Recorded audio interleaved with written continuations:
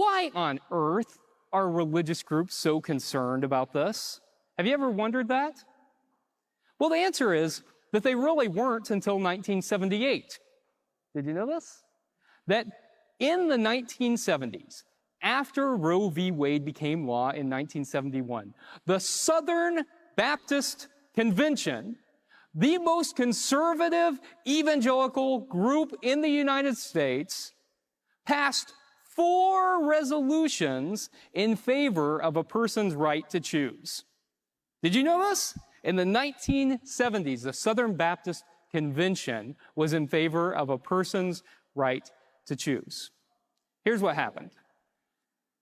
When Brown v. Board of Education became law, which made it illegal to segregate schools, white folks, especially white folks in the South, began to put their children in private Christian schools. They were called segregation academies.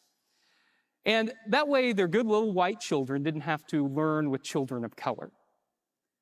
These were religious organizations with a 501c3 status. Eventually, that was ruled unconstitutional under the Nixon administration, and any school that was doing this would lose its 501c3 status. Now, there was this guy, his name was Paul Weyrich. You ever heard of him? He was a political strategist, and he was all in favor of using the segregation issue to get white, conservative, Southern evangelicals out to vote. When it turned out that segregation could no longer be the issue to get those folks out to vote, he started looking for another issue. And he tried several, but in 1978, he came up with this plan to try the issue of abortion. And he identified 4 midterm elections. And he sent people out with pamphlets about abortion to pamphlet church parking lots.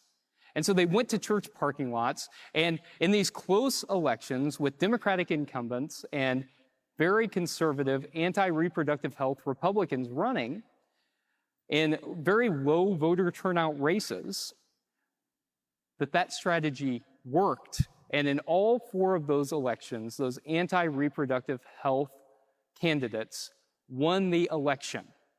And they realized that abortion was an issue that would get people out to vote. It would galvanize that Southern, conservative, white, evangelical base. And so they really latched on to that. Jerry Falwell, by his own admission, didn't preach about abortion for years after Roe v. Wade became law. But in 1978, Paul Weyrich recognized that this was the issue, and so he helped Jerry Falwell found the moral majority. In fact, Paul Weyrich coined the term moral majority. And that became the issue to get people out to vote at the polls. What's abortion really about? It's really about racism. That's what it's about. That racism was no longer an acceptable cause to rally around to get people to the polls. Because being anti-reproductive health simply isn't biblical and it isn't faithful.